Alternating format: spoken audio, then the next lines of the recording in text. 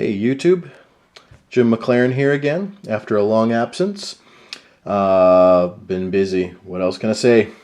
But I wanted to get back into making some music for my YouTube channel here.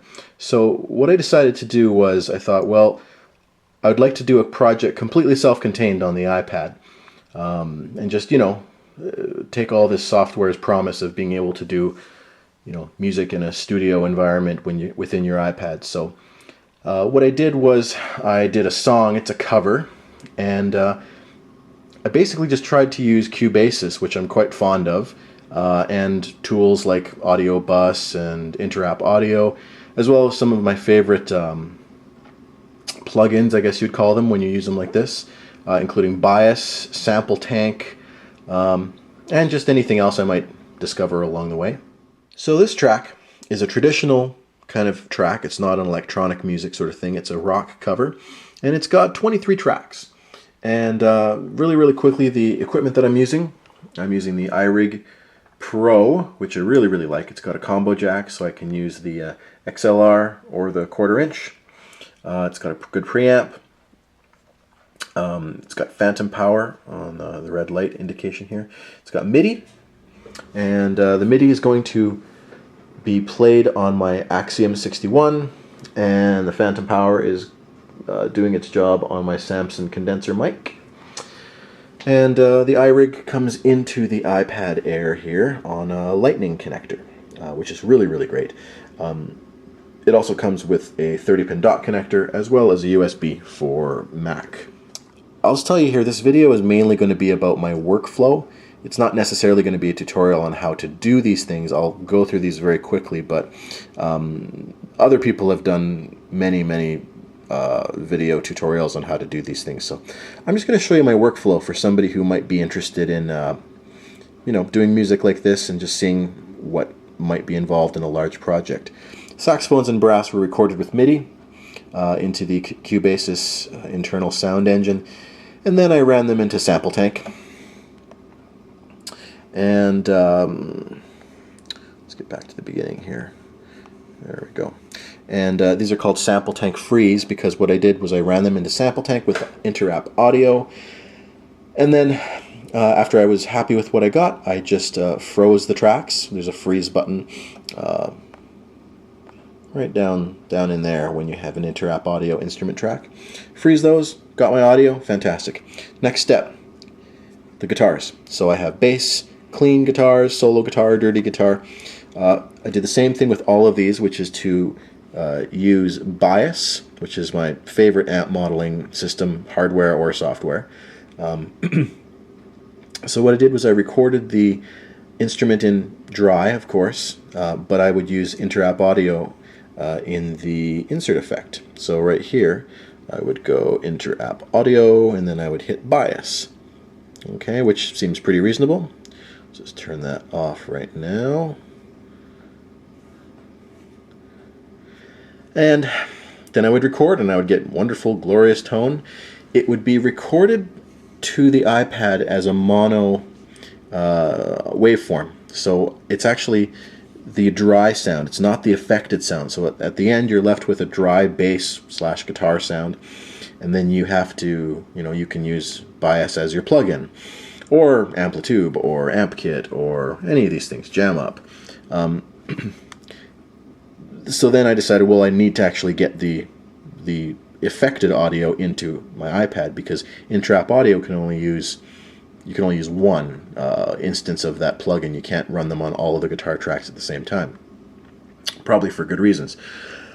But then I had to print them. So what I had to do, because in a normal program what you would do is you would just send the bass track with the plugin on it. You would send that to a bus, and then you would create a new track, and its source would be that bus, and you would just bounce that audio, recording it basically onto the new track. Cubasis does not do this sort of internal routing, which I really wish it would do. It would speed things up. Instead, I had to use Audio Bus. I used Cubasis as the input and the output slot. There's many tutorials on how to do this. The reason you do this is so that you can take an affected track and you can actually record it to another track. Or you could record a bunch of things. I could record the entire drum kit to a single stereo track. This is a great system. It does it in real time, so you have to just push play and then let it record. The only problem with it is that it ended up recording my bass track into a stereo track, which is fine, not what I really want, but the problem with that, of course, is that now I'm running a stereo track. Stereo track uses twice as much of whatever it would take to run one audio. It takes twice as much of that. It's basically using more CPU than I want it to. And of course, the only problem with this is that every guitar track I did is now a stereo track. Whoops. Here's a solo. Here's a dirty guitar. Stereo. More clean guitars. Solo guitar. Stereo.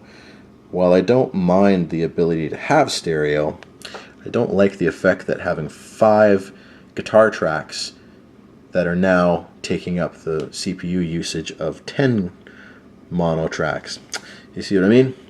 I would love to be able to bounce it in mono and keep the signal like that. Anyway,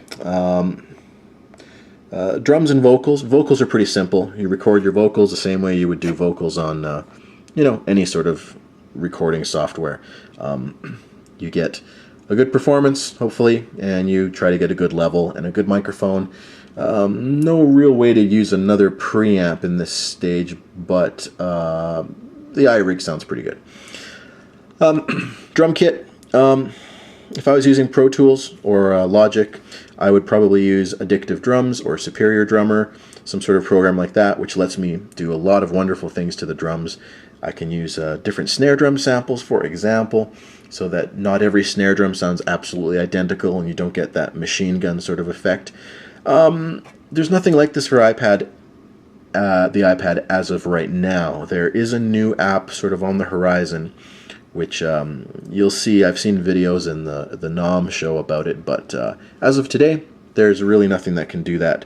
So I did it sort of manually here. I used one of my favorite programs, which is Drum Loops HD, which has some fantastic loops. Really, they're fantastic sounds. And he also has the kits sampled. So I just used audio copy, and I copied all the samples. And then I made the drum kit out of just copying samples where I wanted them to. Incredibly tedious. I would really wish that Drum Loops HD app was MIDI controllable, then I could just have played it in. But such is life as of this moment. If I was making electronic music and just using a drum kit, I would have just programmed a bunch of patterns into Funkbox or something like that, DM1. But trying to make a real drum kit, yeah, that's a big lacking in the app world for music. I just want to show you 2 problems I'm having now. The problem is I have 23 tracks. That shouldn't normally be a problem. This is probably a pretty reasonable amount of tracks for a song, for a typical, rock song. You get a few clean guitars, a few dirty guitars. The drum kit is not even anywhere near as large as a normal drum kit would be. And a bunch of vocals, which again is pretty standard for the amount of vocals you would need for something. And a couple of keyboards. Most of the stuff I do in Pro Tools or Logic has more tracks than this. But I'm starting to run into some problems with what's happening is I'm just getting lag. So if I go to try to mute, let's get this up here, try to mute a bunch of tracks. There we go. Nothing happens, and then boom.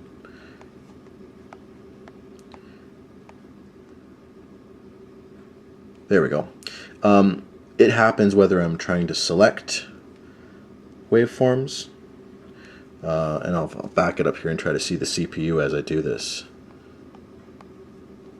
The CPU meter isn't actually, it's over here, it isn't actually spiking much when this happens. It's just, so I don't really know what's happening, whether I'm actually running into some problems or whether it's having troubles negotiating the waveforms. I don't really know. That causes issues when I'm trying to, quickly move stuff around, quickly solo, quickly mute, and then I have to wait for a second. No huge deal. The thing still works, but you know, the other problem I'm having is I'm thinking, okay, what's going on here? Dirty guitar 1, dirty guitar 1, dirty guitar 1. There used to be a bug in Cubasis where when you hit undo, this is the first release, when you hit undo, you would lose your project, and it was gone, and it was pretty horrible, and I didn't even use it until they released an update. The update's much better. That doesn't happen anymore. But now what happens once in a while, when I hit undo after I'm doing a bunch of takes of something, suddenly my tracks get renamed. I have 23 tracks, and everything's cool up until about here, and then all of a sudden I have dirty guitar, dirty guitar, dirty guitar, kick, snare. Here's the problem. You look at the track names. Dirty guitar is that track. But then track 8 should be kick. 9 should be snare. And all of a sudden 10 and 11 is kick and snare. So everything's gotten shifted down by 2 tracks. It's all of a sudden, this is the strangest thing I've ever seen. It's renamed, I don't even know the procedure here, but it's renamed these 2 tracks dirty guitar and bumped all of the other track names down. So as I go down lower, I've got, oh, it's just messy. It's just messy. My backups, wherever they are, here they are. There we go. Loud chorus. Look down 2 tracks. Loud chorus. More backups back here. Here we go. Here's all my backups. Track 15, toms, backup 1. Yeah, you can see what's happening. I don't have to do this too much more here.